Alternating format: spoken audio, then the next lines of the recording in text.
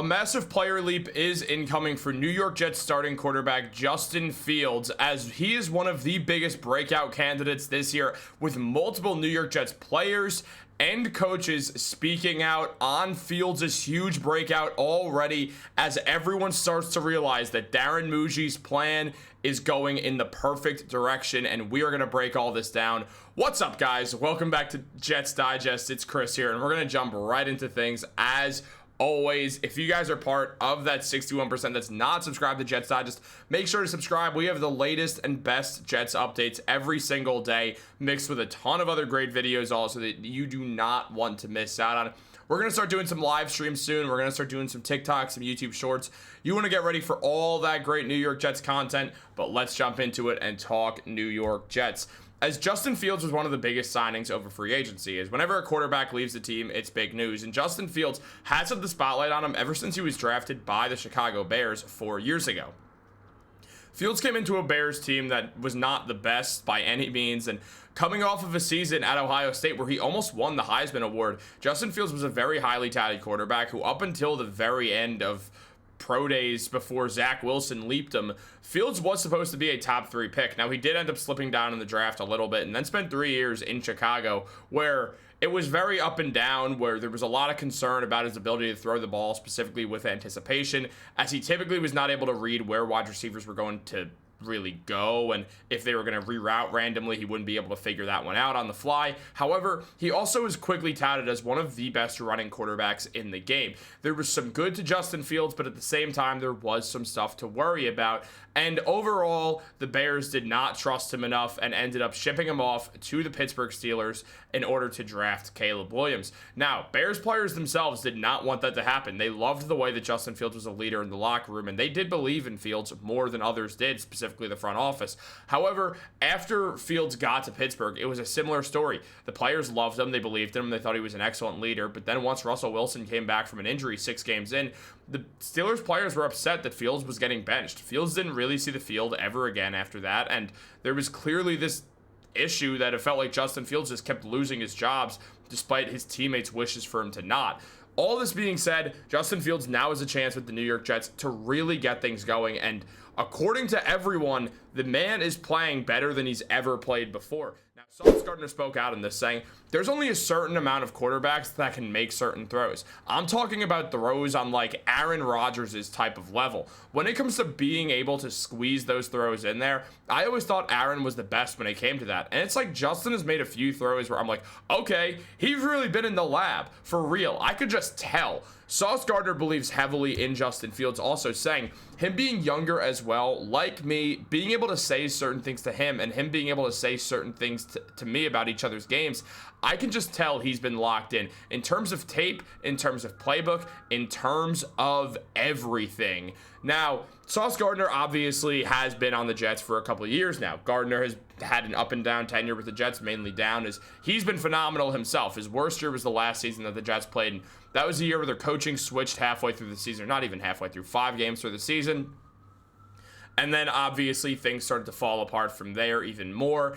And Gardner, he was dealing with some injuries that did kind of prevent him from being the same all-pro that he was initially. He was an all-pro first-team guy 2 years in a row. So this was a guy who was viewed as one of the best cornerbacks in the league, widely regarded as the best cornerback in the sport over his first 2 seasons, before kind of slipping back this year. Now, Gardner is up for an extension and is going to get it with the Jets. It's going to be the biggest extension or the biggest contract that defensive back has ever signed.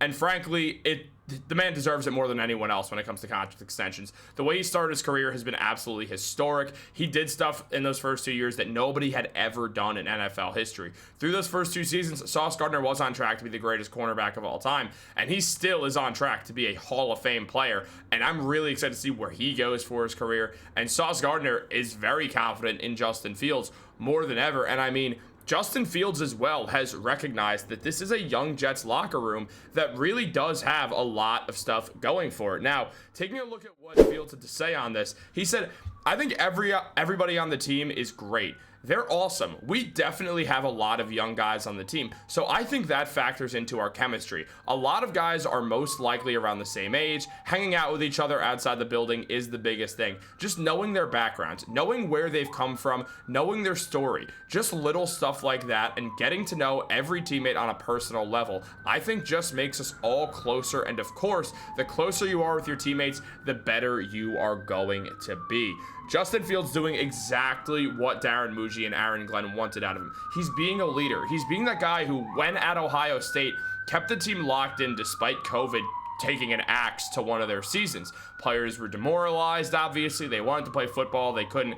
Justin Fields was the one rallying up the troops, getting them to work out together, getting them to still work together as a team. So when they would evidently get to play together, they would be super connected and they were going to have a good time together and become friends. The way that Justin Fields is now doing this again with this Jets team, this is what Darren Mougey wanted. He wanted, alongside Aaron Glenn, to build a culture for this team, a culture that players want to be a part of. You want to see how the Jets are reacting and saying, oh, I want to be on that team. That looks fun. Yeah, they didn't win the most games last season, but clearly things are trending in the right direction for this team for the first time in a very, very, very long time, where they're building something naturally. They're not building some artificial culture. They're not building some artificial team here. This is a natural progression of a team that wants to win, has the personnel to become a winning team, and overall, really just, it looks like a good time to play for them, and they look like a good organization.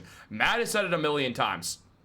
If you want to be a high-quality organization, you have to start by acting like it, and that's 100% true. And right now, we're seeing Justin Fields walk in there, be a professional, and effectively say, yeah, we are going to act like the winning team that we are. And Justin Fields himself, he's had an up and down tenure in the NFL, but here things are working out. Gardner definitely believes so, saying he's getting to the practice facility early. Being one of the last guys to leave, he really been dialed in, trying to make those type of throws. He made a few throws in OTAs that I'm like, yo, I did not know he was capable of making this throw. Justin Fields has gotten better, and right now, when you look at this graphic, when you look to the left and see that little image of Justin Fields, on his helmet is a camera. That camera for Fields is so multiple people can see this. So Justin Fields can see what he was seeing during a play, in the middle of a play. Once the ball gets snapped and he's out there, he'll be able to identify the mistakes he made because the camera on his head is showing, oh, well, I shouldn't have looked left here. That threw me off because I looked left. I saw the route. It was slightly too late. I threw the ball anyway. It was incomplete. It got intercepted. It got deflected, whatever. I overthrew it. I underthrew it. I threw it behind him. Or like simple stuff like that. Stuff where, okay, I was looking a little too high up on this. I should have angled a bit more down. It's stuff like that. It's those minor changes that Justin Fields needs to make to be able to read the game just a little bit better. And he's not in the film room alone. He's got offensive coordinator Tanner Engstrand in his ear constantly. Engstrand, he's right there with Justin Fields, with the quarterback's coach, working with Fields, saying, all right, this is what we saw. We know you saw this. So, and Fields does not seem like the type of person to lie about what he saw to not get in trouble on the field. He wants to be his best self. It's how he's gotten here in the first place. But it feels like now Engstrand can be like, all right, see what you did there?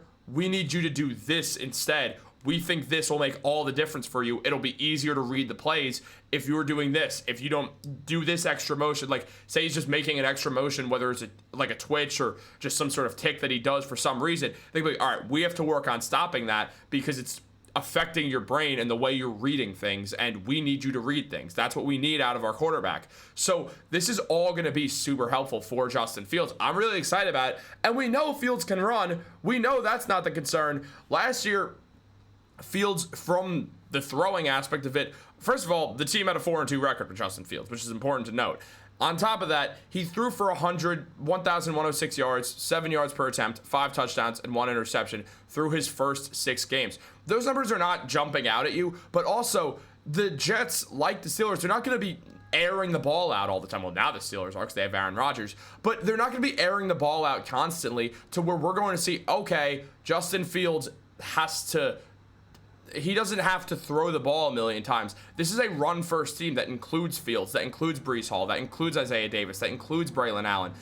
So what we're seeing right now is a team that is going to run the ball a ton. So if we're seeing through 6 games, Fields has thrown 1,106 yards, that's not what we're looking at. We're thinking about how far the team has rushed, and more importantly, what that record is. What is the stat we're going to be looking at with Justin Fields 6 games in, like here? What we're going to see is we don't care about the yards he's thrown, the touchdowns. We care, or the fantasy points for sure. We care about that QB record. That is what we want to see. That is what we care about. It doesn't matter if he's not getting a million passing yards, because he's not going to be throwing the ball a million times. Now, Fields as well. We know he's one of the best rushers in the game. Nobody's denying that.